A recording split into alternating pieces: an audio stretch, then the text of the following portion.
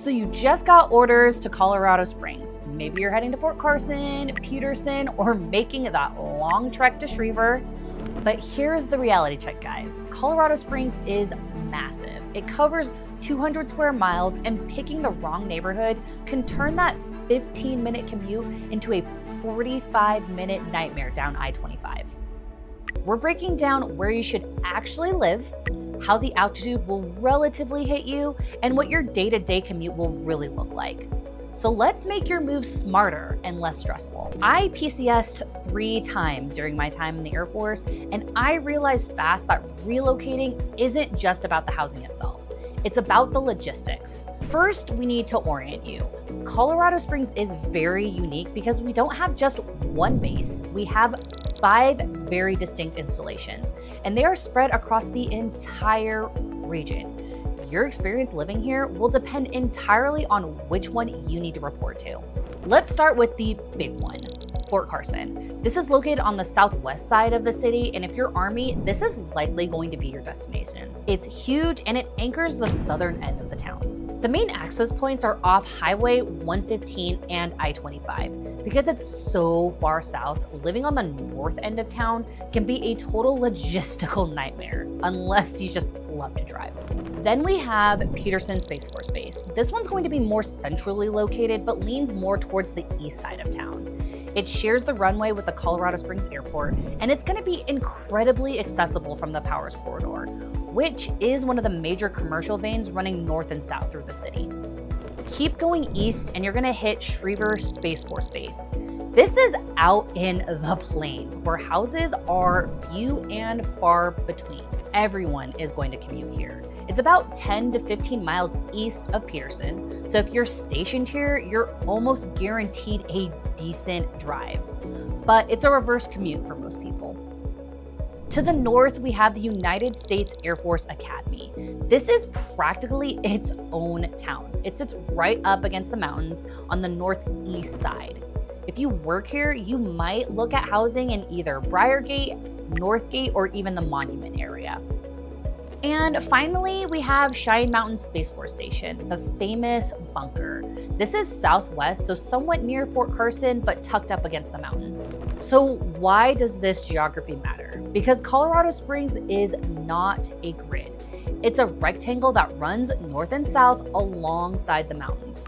Crossing from the northeast corner to the southwest corner can take almost an hour. So rule number 1 in your PCS, identify your base and draw your housing radius from there, not from the city center. Now let's talk about the commute, because this is where the miles versus the minute math is gonna get a little tricky. You might see a house that's like 10 minutes from base and think, oh, 15 minutes, perfect. In Colorado Springs, that's just not always gonna be the case. There are 3 main arteries you need to know. We have I-25, Powers Boulevard, and then Academy Boulevard. I-25 runs north and south. It's the fastest way to move until it's not. If you're stationed at Fort Carson and you choose to live way up north in like Briargate or Northgate, you're committing to a commute down I-25 every single morning. That can be 20 to 35 minutes on a good day. But if you mix in snow or an accident, you're looking at an hour minimum. Then there's the Powers Corridor. This is parallel to I-25, but on the east side. It connects Peterson and the road to Schriever to the northern neighborhoods. The catch, though, is all the stoplights. Tons and tons of stoplights. So it's gonna move, but it's gonna be a lot of stop and go. If you're at Peterson and living off of Powers in areas like the Stetson Hills or Cimarron Hills, this is going to be super convenient, often under 15 minutes gate to door. For my Schriever friends, we need to talk about this drive. You're driving down Highway 94 out east, and it's a 2-lane road for a good stretch. The good news is it's rarely going to be gridlocked because there are no stoplights once you leave the city. But it's all about that distance. Most people stationed at Schriever live in the Powers Corridor or Falcon area to keep that drive down to like 25 to 30 minutes. If you live on the west side or near Fort Carson, your drive is easily going to top 45 minutes to an hour one way. And a quick note for my Fort Carson families, pay attention to the South Academy Boulevard construction. There is a massive widening project that's happening right now, and it's gonna go all the way through 2026. It is improving things, but it creates a huge bottleneck. This is why areas like Fountain, Security Whitefield, and Strathmore are just so popular. They give you back gate access to Fort Carson without needing to touch any of the major highways. You can be home in 10 to 15 minutes, which is a huge quality of life booster when you're coming off a really long shift. Now that you have a feel of the commute, let's talk about when you should start your home search based off of your report no later than date. This caused me the biggest headaches when PCSing from base to base, and timing is really gonna matter here in Colorado Springs. If you're more than 6 months out from your report date, you are in pure search mode right now. This is the time to learn the bases and the neighborhoods, get familiar with your BAH, and decide if you're leaning towards renting versus buying, and then start aggressively saving for deposits, especially if you're thinking about buying. At this point, anything on the market today will likely be gone by the time you arrive, so do not fall in love with any sort of specific house yet. Fall in love with the actual area. And at about 90 to 120 days from your report date, this is where things are starting to get real. This is going to be the sweet spot where you want to talk to a local real estate agent. That's me. Narrow down 2 to 3 neighborhoods based on your base and your commute times, and then get pre-approved if you're thinking about buying, and decide if you need temporary lodging or if you're trying to land something before you arrive.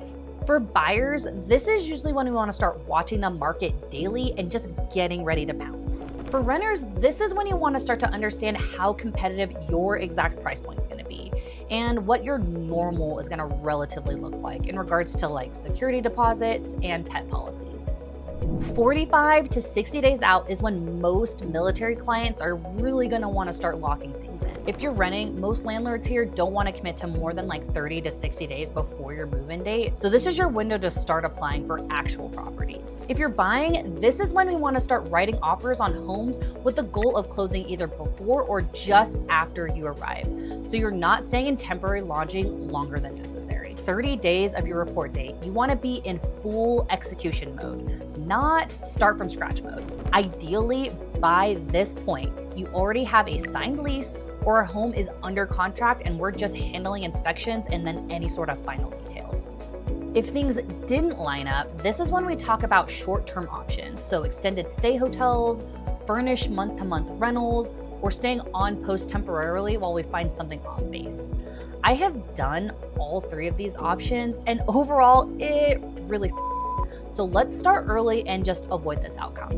And for anyone choosing to live on base, make sure you apply for on-base housing as soon as your orders drop, because waitlist times can vary drastically from base to base. So big takeaway here, don't wait until you're 2 weeks out and living out of a hotel to start making any sort of decision. Use that 90 to 120 day window to build a plan, and then that 45 to 60 day window to execute it. So when you hit Colorado Springs, you're spending time enjoying your new base and not panicking about where you need to live. Now let's shift gears to the environment, because this is the #1 shock for families moving from like sea level bases like Norfolk or San Diego. We sit at roughly 6,000 feet above sea level. That is over a mile high. When you first arrive here, you will feel it. You might get winded walking up a flight of stairs because the air here is much thinner and drier. The rookie mistake is not hydrating enough. You need to drink about twice as much water as you think you do for the first couple of weeks. Also, alcohol is just gonna hit different here. 1 beer at altitude is gonna feel like 2 at sea level. Just a heads up for your first weekend in town here. Now we have the weather. You'll hear people say we have 300 days of sunshine a year, and for the most part, that's relatively true, and it's amazing. Even in winter, the sun is gonna come out and it's gonna melt all the snow on the roads, usually within 24 to 48 hours.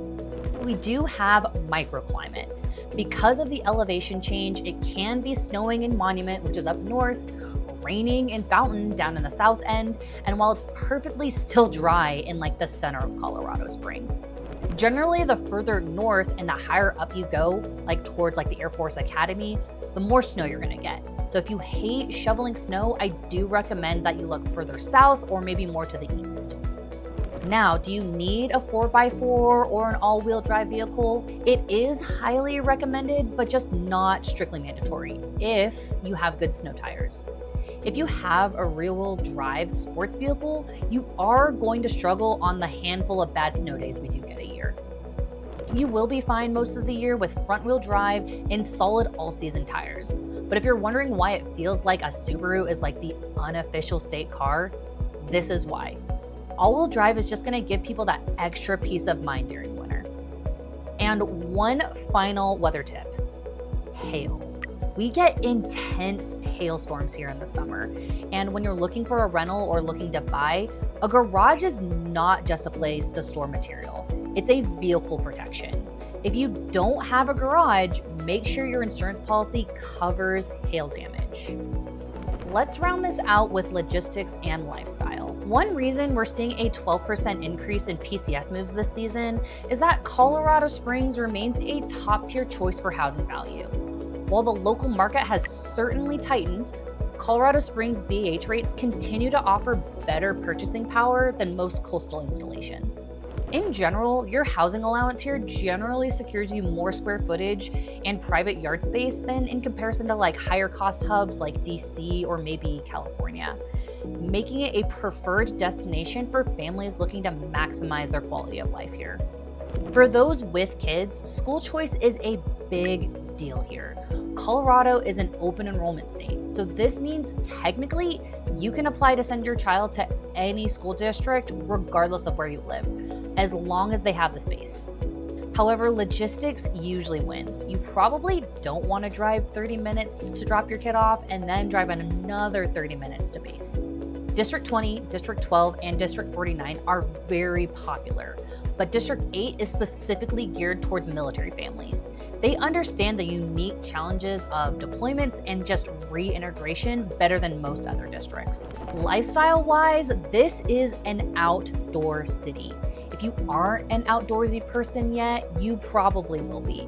We have Garden of the Gods, Red Rock Canyon, and then miles of trails right within the city limits. It's a very dog-friendly, active culture.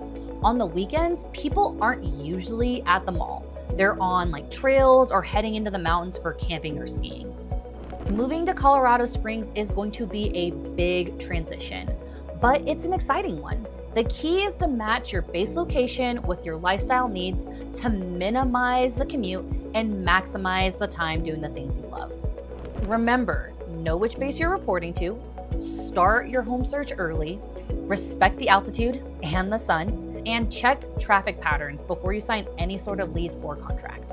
And if you're looking for more detailed info on specific neighborhoods near Fort Carson or just a deep dive into different areas, I have a dedicated playlist specifically for military families that I'll link right here.